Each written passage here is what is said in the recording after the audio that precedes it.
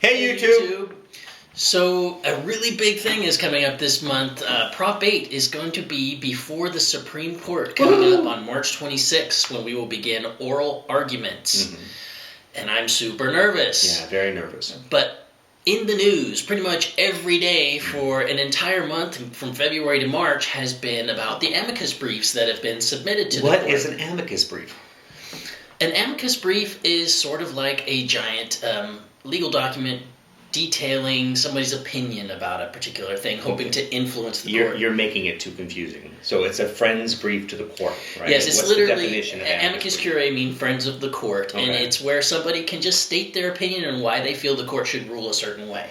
And what's really cool about these amicus briefs is the amazing amount of support that's come out from all walks of, all parts of, the United States and its cultures. I mean, we're talking about corporations, we're talking about politicians, we're talking about human rights groups. Literally hundreds of individuals and corporations have filed briefs in support of getting rid of Prop 8. Yeah.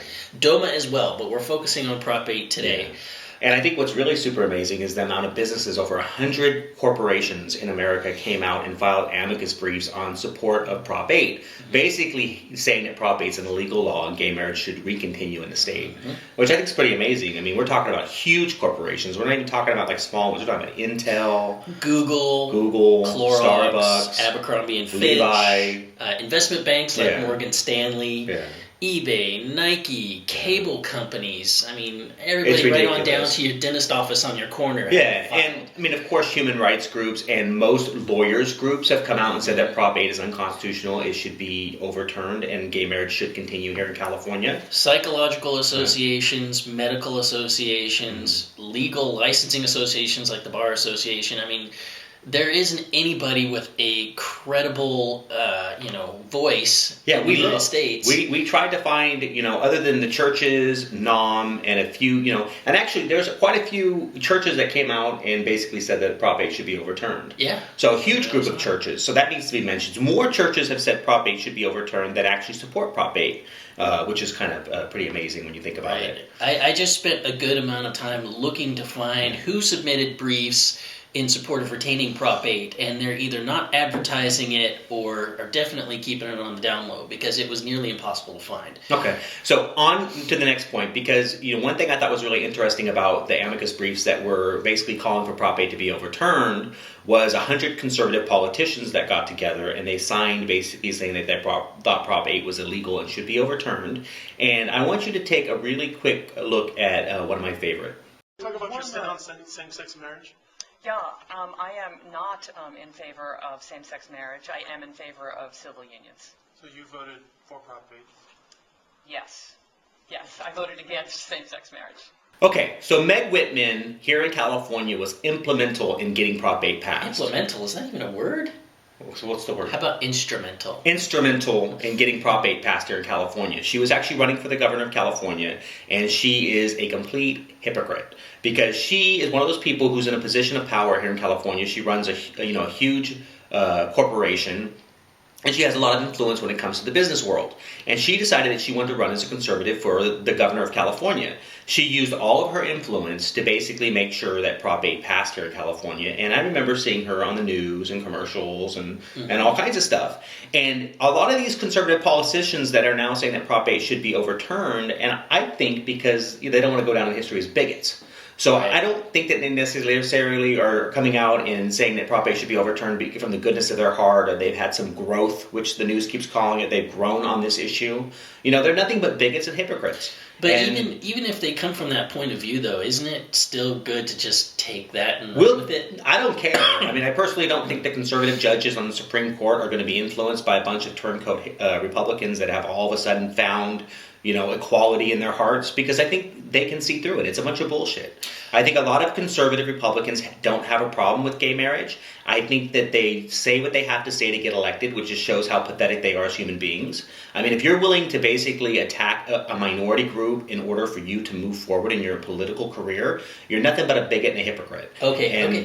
Yeah. Dial it back just a little bit there. Meg Whitman irritates the hell out of me. I know that, but we're getting off topic. So just do me a favor, though. Don't ever come up to me and say, how great it is that Meg Whitman and these conservative Republicans have realized how wrong they were, because they're hypocrites. But Yeah. okay, so we talked about how many people Yeah. have submitted briefs. Now, literally 100 major business organizations, all these different faith communities, over 100 prominent Republicans, 200 plus sitting Democrats, several states that aren't even in the marriage equality battle right A now. bunch of hypocritical Republicans. We talked about how that has to put a tremendous amount of pressure on the Supreme Court to file in favor of getting rid of Prop 8. Yeah. But you're saying that they're going to look at some of these Republicans as basically turncoats. No, I think the Supreme Court, there are certain people on the Supreme Court, but I don't want to make this argument yet because we want to talk about Obama real quick. But there are certain Republicans on the Supreme Court who may look at historical aspects of Prop 8 and the laws. I mean, they may want to go down in history not as hypocritical bigots, because they understand that the tide is changing, that public opinion is swinging. I mean, you look around the world, you've got countries like England and France and all these major, Western countries now are legalizing gay marriage. And they've got to really go, even conservative Catholic countries, judges are overturning marriage bans in places like Brazil and Argentina and Mexico. So I think there's a lot of pressure on these conservative judges to really think through the politics of it and actually just stick to what the law says. Because they don't tend to get out in front of public opinion. Yeah. So if they can see that the polls show that the majority of Americans, even if it's a slim majority, support same-sex marriage, and then they've got all these briefs supporting getting rid of Prop 8. I mean, it really is lopsided. You've got friends of the court saying that Prop 8 should be gotten rid of. I mean, there's actually like 500 briefs. And then you've got people who say that Prop 8 should stay law to protect the family, and it really is only a few briefs. So if I'm a conservative judge and I'm sitting on the court looking at this and I'm seeing conservative Republicans and corporations, which they're very pro-corporate, the Supreme Court, and it's got to be a wake-up call for them. And if they have any doubt at all which way the winds are blowing, I mean, this really does point it out. Yeah. But before we go on that any longer, this isn't a 20-minute video, we want to talk about Obama, because Obama did something really kind of interesting. And it pissed me off. Yeah, it pissed Bryan off. Bryan actually did a really cool blog post about it, which I'm going to post down below. But Obama has something called an 8-state solution. What is an 8-state solution? He filed, after much deliberation and controversy, finally put in his administration filed their own brief in which they stated that only states that offer something like civil unions should get the right to marry. If we strike down Prop 8, it's because it's creating an institution that is separate and unequal to marriage. If the state's going to offer all the rights and responsibilities of marriage to gay couples but not call it marriage, and go ahead and offer all the same rights and responsibilities to straight couple and call it marriage, then they're creating a constitutional inequality. It's a separate but equal argument. So what they said was, in the 8 states that offer all the substantive benefits and responsibilities of marriage, those states would have to offer marriage to their gay couples because they've created a situation that is, unconstitutional and unequal. Yeah, because separate but equal is unconstitutional. It's been proven unconstitutional. So a lot of these states have tried to give their gay citizens rights because they couldn't give them marriage. And so what Obama basically says that he doesn't think that all 50 states should have gay marriage. He only thinks the 8 states that actually has domestic partners should get gay marriage, which kind of pissed us off. Because he's saying that this is a states' rights issue, and because he doesn't want to trample over the rights of all the other states, that, okay, well, the ones that are only offering civil partnerships are the ones that have to do this. But, that's where Bryan and me kind of disagree, and I kind of understand what Obama's doing. Obama is kind of playing, I guess, strategy, because there's a couple judges on the Supreme Court who may not want to overturn the marriage laws and make all 50 states have gay marriage at once. They may want to slowly progress to that point. And 2 specifically, Kennedy and John Roberts are the 2 that I think Obama's talking to.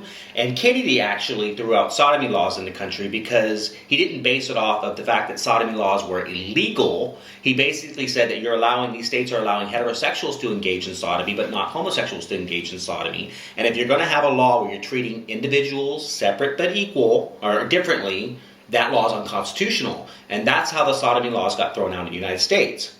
Does that make any sense? No, it does make sense. So I think Obama is aiming, because, really Kennedy is the swing vote in this decision. I mean, there's 4-4 and 4 against from what people are saying, and Kennedy's right in the middle. And I think Obama's trying to give Kennedy an out. That's true, but I mean, that argument I think only goes so far, because when you read the brief and you're looking at it critically, you see that he's trying to balance states' rights against constitutional rights. Yeah.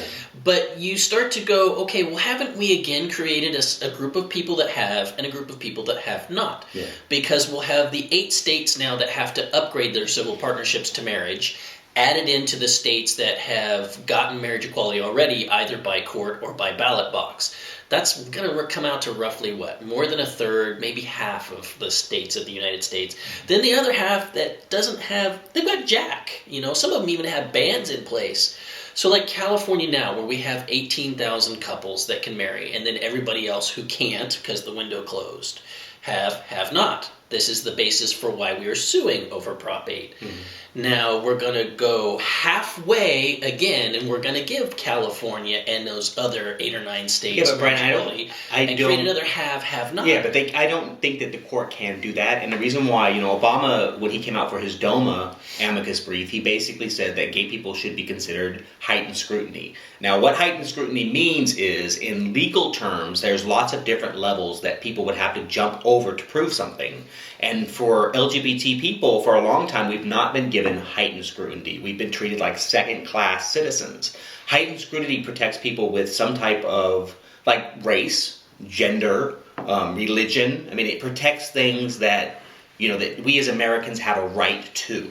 And, sexuality is one of those things that has not been given heightened scrutiny by the Supreme Court yet. And I think in Doma, Obama's arguing for heightened scrutiny because he's saying that, LGBT citizens should have all the rights of, straight Americans in this country. Then maybe that's a much more intelligent brief, because it is more intelligent. I read this and I thought a kindergartner can see through this argument. The problem, Brian, is I don't think he wants to have the Prop 8 thrown out on a technicality. And what the conservative judges can do is they can kick it back and say the people who brought Prop 8 to the Supreme Court don't have standing. And they'll kick it back, and they won't have to deal with the actual marriage rights issue. If that happens and Doma's overturned and all the people who are married now get the federal benefits, like we will get federal benefits, that will not affect any other gay people in this country. And I think what Obama's trying to do when it comes to Prop 8 is he's trying to give a couple justices an out so they can legalize maybe marriage in 8 more states and California. It gives them a reason to legalize it. So as you can see, YouTube, this is a complicated issue. Yeah. And March 26th is going to be a very big day for all of us. So do me a favor. There's 2 important dates that are coming up, the 26th and the 27th. And those are the days that the Supreme Court's actually hearing the cases. And those are the days that all across America, we as LGBT citizens and our allies need to go out and protest. I'm going to be posting another video this coming Friday that shows how to find out about these events and what you can do to become involved. It's super important that when these justices are hearing these cases, we have hundreds of thousands of people all across this country standing on street corners in front of our city halls making a stand for marriage equality. This is for all the marbles. Yeah. We need to come out and show them that we care about this issue, that it affects all of our lives. And, if you're straight, make it a fun day. Get a picnic lunch, take your families. So what are we going to be doing? We're going. On the 26th, we're going to San Francisco City Hall. So don't leave us out there standing alone like Prop 8 when it was just, us and a couple college kids who needed some credit for their government class and, elderly ladies who tend to get out there in the community and do this kind of stuff. This Friday, I'm posting a video talking about where you can go find out where your local events are. Please do us a favor. If you respect me and Bryan, what we're trying to do here on YouTube, go out on the 26th and the 27th and actually protest for us. It would mean a lot. And on that note, bye, YouTube! And I believe that our love found its way through the current as the way